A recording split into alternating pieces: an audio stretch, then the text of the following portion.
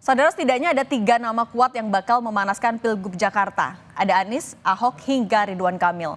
Lalu seberapa besar kans nama-nama ini mulus hingga pencalonan? Kami akan bahas bersama Ketua DPP PDIP, Pak Jarod Saiful Hidayat. Ada Wakil Ketua Umum Partai Golkar, Bang Ahmad Doli Kurnia, dan Direktur Eksekutif Parameter Politik, Mas Adi Prayetno. Selamat sore, Bapak-Bapak. Sore, Assalamualaikum Sore, Mbak. warahmatullahi wabarakatuh.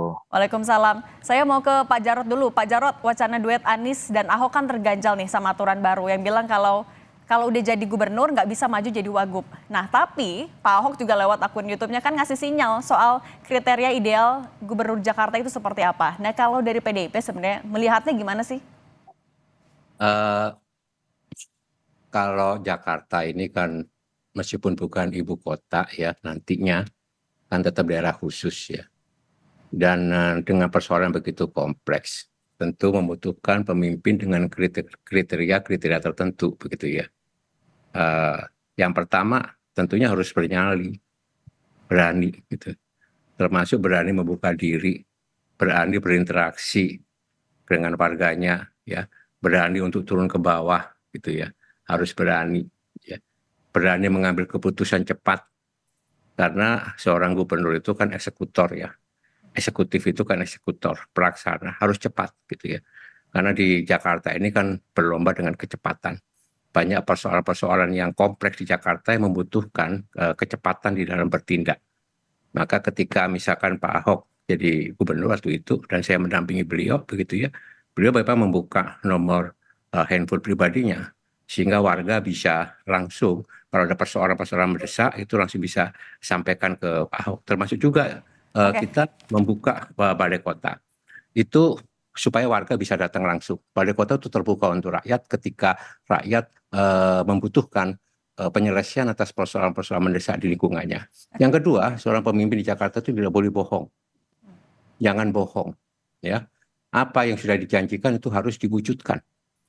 Karena banyak sekali pemimpin-pemimpin yang ketika berkampanye, ketika menjabat sesuatu, kemudian ketika dia menjabat itu tidak melaksanakannya.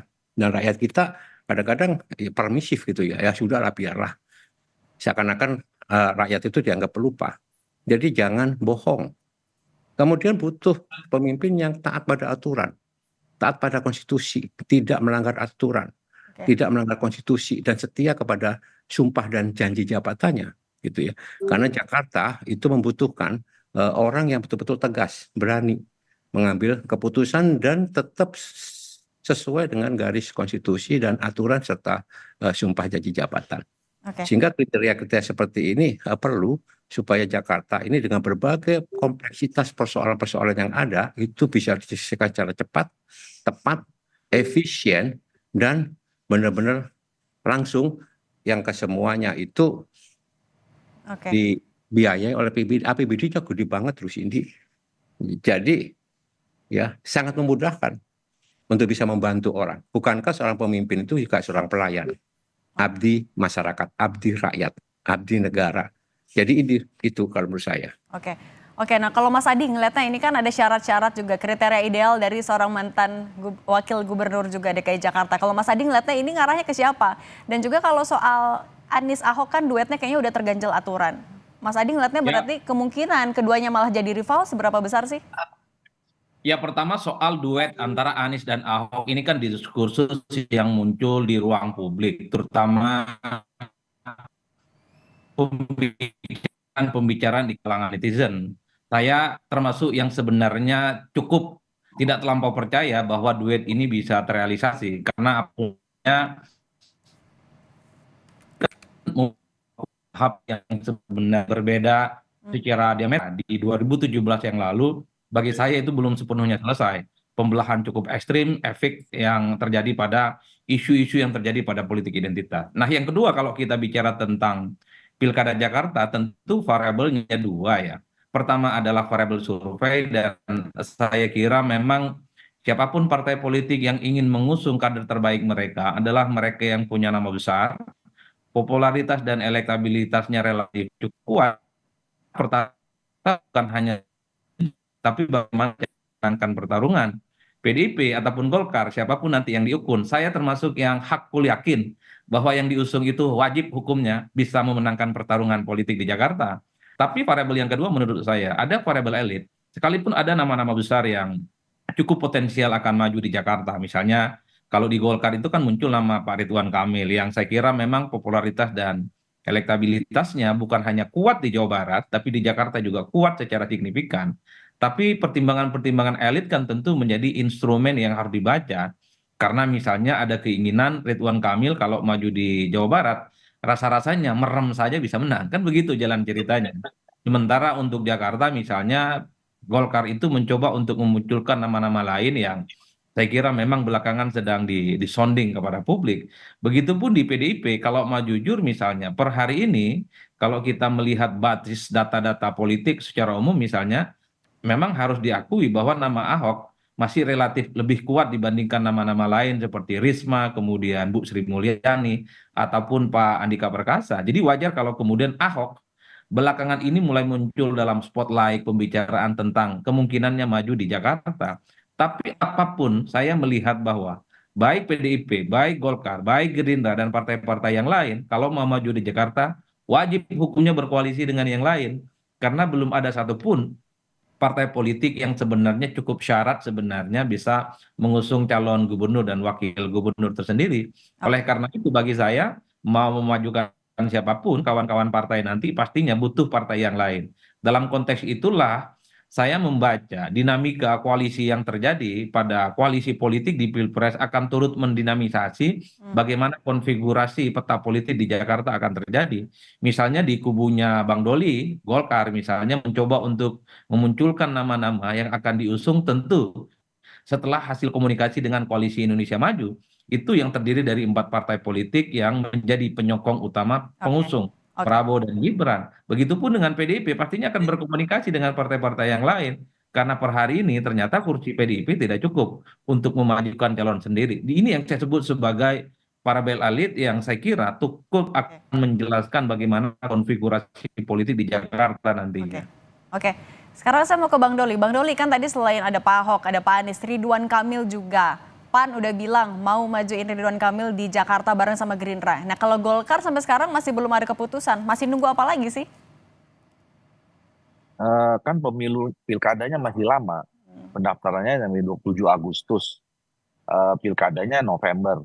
Jadi saya kira semua partai saya kira juga tidak akan buru-buru mengambil keputusan karena kan pastilah sama Golkar juga bersama dengan partai lain kan ingin memenangkan kontestasi pilkada ini. Jadi kita harus betul-betul mengambil keputusan yang matang gitu ya, yang memang menghasilkan bahwa keputusan kita itu bisa mengantarkan agenda Partai Golkar untuk bisa menang. Nah, untuk khusus Ridwan Kamil, memang sampai sekarang kita belum mengambil keputusan final ya Pak Ridwan Kamil itu di Jawa Barat atau di DKI Jakarta. Karena tapi kami dalam kalkulasi perhitungan kami ya tadi kalau kemudian Pak Ridwan Kamil ini tetap kita dukung, kita rekomendasikan, kita calonkan di Jawa Barat, rasanya itu lebih besar peluangnya. Nah, apalagi ya, kan Pak Ridwan Kamil ini dinilai cukup baik selama ini memimpin Jawa Barat. Saya kira satu periode itu masih ada agenda-agenda kerja pembangunan yang masih ditunggu oleh masyarakat Jawa Barat. Dan dengan kepercayaan yang diberikan kepada rakyat Jawa Barat dan masih ada harapan mereka masih menunggu dan menginginkan lagi Pak Ridwan Kamil, nah rasa-rasanya kalau nanti dalam pilkada akan lebih mudah Pak Ridwan Kamil memenangkan kompetisi di Jawa Barat dibandingkan DKI Jakarta yang sampai sekarang kita petanya belum tahu calonnya aja berapa, siapa yang calonkan selama ini kita belum tahu gitu ya. Nah oleh karena itu, tapi pada akhirnya kalau kita bicara pilkada itu kan ada beberapa variabel. Yang pertama tentu ketokohan, ya. Yang kedua adalah instrumen pendukung. Instrumen pendukung ini termasuk partai politik, ya, partai politik yang mengusungnya atau gabungan partai politik yang mengusungnya. Nah, kami juga sebetulnya di Koalisi Indonesia Maju sudah ada kesepahaman ya dalam menghadapi pilkada seluruh Indonesia yang akan datang ini. Ya paling tidak pembicaraan awal harus dimulai dengan teman-teman yang ada tergabung di Koalisi Indonesia Maju. Oke. Walaupun kita juga paham bahwa belum tentu bisa linear ya. apa namanya ya, kontestasi pilpres itu dijiplak bulat-bulat di pilkada itu rasanya hampir tidak mungkin semua hampir sama gitu. Nah, jadi kalau kemudian misalnya ada Partai Gerindra, PAN gitu ya mengusulkan Pak Ridwan Kamil yang adalah kader Partai Golkar, ya pada akhirnya nanti akan ada pembicaraan bersama, termasuk dari Ridwan Kamilnya sendiri. Ya, kalau nanti kemudian kita paksa di DKI dia nggak mau, atau kita paksa di Jawa Barat dia tidak mau, itu kan juga akan bermasalah. Oke. Jadi waktunya masih panjang, situasi masih dinamis gitu ya. Kita lihat perkembangan aja, nanti akan kita Oke. putuskan. Oke, Bang Doli. Oke, artinya kalau Golkar kan masih hitung-hitungan nih. Kalau PDIP kira-kira udah ada kalkulasi internal belum? Pak Jarod, tapi nanti dijawab usai jeda. Jangan kemana-mana. Diskusi akan kami lanjutkan di Kompas Petang. Masih bersama kami ada Ketua DPP PDIP Jarod Saiful Hidayat, Wakil Ketua Umum Partai Golkar Ahmad Doli Kurnia, dan Direktur Eksekutif Parameter Politik Adi Praetno. Saya lanjut ke Pak Jarod. Pak Jarod kan sebelumnya udah ada disebutin nih, di bursanya ada nama Bu Risma, ada Pak Ahok, kemudian Andika Perkasa. Kalau sejauh ini dari survei internal, siapa yang kansnya paling tinggi sih, yang paling kuat? Kita ini kan masih membuka tahap penjaringan ya. Yang pertama itu penjaringan dari internal. Karena di PD Perjuangan ini kita punya stok yang cukup banyak ya, yang siap untuk diajukan untuk memimpin Jakarta. Memang DNA PD Perjuangan itu selalu mendahulukan kader internal yang dianggap punya pengalaman dan mempunyai kemampuan ya. Karena tugasnya partai politik kan menggembleng, mendidik ya, kemudian memberikan penugasan kepada anggota-anggota dan kader-kadernya di legislatif maupun di eksekutif dan struktural partai. Tetapi khusus untuk Jakarta, PD Perjuangan juga membuka ruang bagi kader-kader eksternal untuk bisa dijaring oleh partai. Karena untuk DKI kita kan tidak bisa maju sendiri. Kita harus bekerja sama dengan partai-partai politik yang ada, gabungan partai politik ya. Maka daripada itu kita sudah sampaikan kepada teman-teman di fraksi PD Perjuangan di Jakarta untuk membangun komunikasi yang baik, termasuk juga dengan Partai Golkar, Partai Gerindra, karena apa yang terjadi di Pilpres itu memang betul-betul tidak bisa dilinearkan di daerah. Dinamikanya, kearifannya, tantangannya itu berbeda. Jadi sungguh sangat cair. Oleh sebab itu PD Perjuangan masih tetap mencermati berbagai macam dinamika sambil memetakan dan mendengarkan. Sebetulnya ini kan bukan untuk hanya kepentingan elit, tapi lebih daripada itu ini adalah untuk kepentingan rakyat. Maka daripada itu kita harus mendengarkan suara rakyat. Apa yang diinginkan rakyat ke depan? Bagaimana Jakarta 5 tahun ke depan? Ya, jadi kebutuhan rakyat, kepentingan rakyat itu harus ditangkap juga.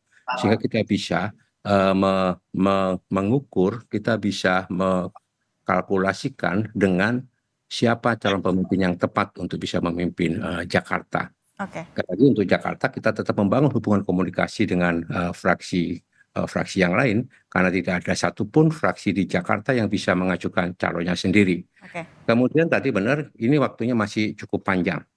Kami tetap mencermati ini dan nanti akan menggodok persoalan-persoalan seperti ini di dalam Rakernas yang akhir bulan akan kita lakukan, tentang strategi pemenangan pilkada, bukan hanya Jakarta, tapi juga di seluruh Indonesia. Meskipun saya tahu bahwa Jakarta mempunyai tempat yang istimewa, karena Jakarta juga daerah khusus ya, daerah istimewa yang perlu mendapatkan perhatian khusus ya, karena Jakarta akan menjadi motor penggerak ekonomi di daerah sekitarnya ya. Oke. Ini yang mendapatkan perhatian kita, itu Cindy. Oke. Nah, kalau dari Bang Doli, kalau Pak Ridwan Kamil masih ditimbang-timbang maju di Jabar, berarti nama-nama yang lagi digodok nih kira-kira untuk maju di Pilgub Jakarta siapa? Kemarin kan kita sudah merekomendasikan 3 nama ya, selain Pak Ridwan Kamil kan ada nama Pak Erwin Aksa, terus kemudian ada Pak Ahmad Zaki Iskandar.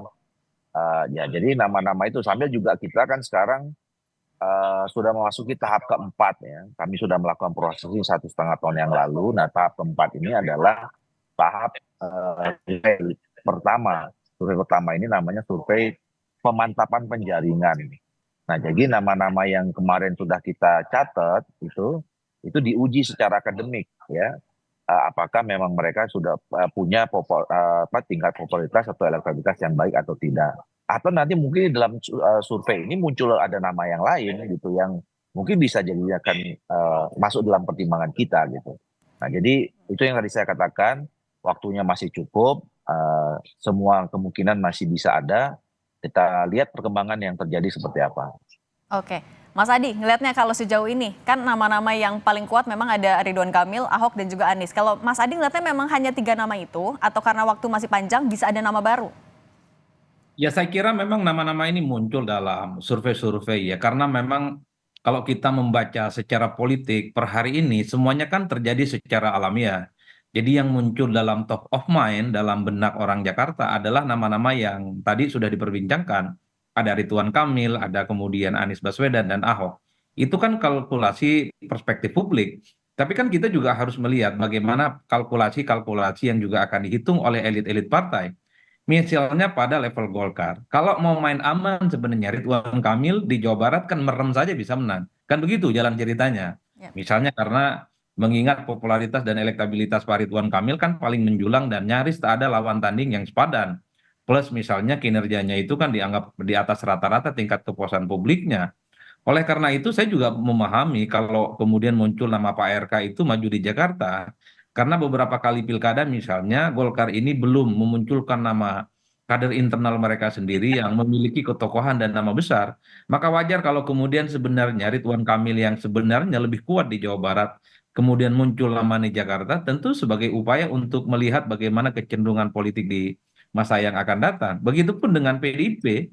Saya kira kenapa nama Ahok muncul belakangan karena memang dibandingkan dengan nama-nama yang lain, Ahok itu relatif popularitas dan elektabilitasnya masih kuat. Karena Ahok ini dinilai sebagai sosok yang masih memiliki basis dan captive market yang tentu saja bagian dari Pilkada Jakarta 2017 yang lalu. Ini yang sepertinya memang sedang dihitung betul, apalagi misalnya belakangan Ahok mulai speak up ke publik ya soal bagaimana kriteria pemimpin Jakarta, bicara tentang bagaimana Jakarta di masa yang akan datang. Tapi kan ketika muncul nama Bu Risma, publik juga memahami, jangan-jangan ada skenario lain yang coba untuk disampaikan ke publik. Saya masih ingat persis ketika Risma selesai jadi wali kota di Surabaya beberapa waktu yang lalu, diajak ke Jakarta, itu kan sebenarnya publik melihat sebagai upaya bagaimana Risma juga mulai dimunculkan di Jakarta. Jadi Oke. variasi-variasi nama ini yang sepertinya akan turut dilihat oleh elit-elit partai tentunya yang saya kira at the end of the day-nya siapapun yang dimajukan nantinya tujuannya adalah untuk memenangkan pertarungan. Nah, kalau Anies bagi saya masih rumit membayangkan. Jangan-jangan memang Anies ini nggak ada yang mau mengusung nanti di Jakarta. Per hari ini misalnya hanya Nasdem. Dan ingat Nasdem itu nggak cukup untuk memajukan sendiri. Apalagi misalnya kalau Nasdem berkoalisi dengan Prabowo Subianto dan menjadi bagian dari kekuasaan 5 tahun yang akan datang, bukan tidak mungkin Nasdem akan menarik ucapannya dan tidak terlampau tertarik lagi untuk memajukan Anies. Jadi Anies ini mungkin hanya enak diperbincangkan di kalangan publik, tapi belum tentu mendapatkan endorsement dan dukungan politik dari elit. Artinya apa? Hubungan politik, komunikasi politik, termasuk irisan variasi koalisi yang terjadi dalam Pilpres, Oke. akan turut mendiseminasi sebenarnya bagaimana konfigurasi politik di Pilkada Jakarta dan kira-kira siapa yang akan bisa dimajukan. Saya Oke. kira di situ Mbak konteksnya. Oke, oke. Masih banyak faktor ya yang masih dipertimbangkan oleh masing-masing partai. Terima kasih Mas Adi Praitno, ada juga Bang Doli, terima kasih, dan Pak Jarod, terima kasih. Sehat selalu, selamat sore. Mas Terima sore. kasih.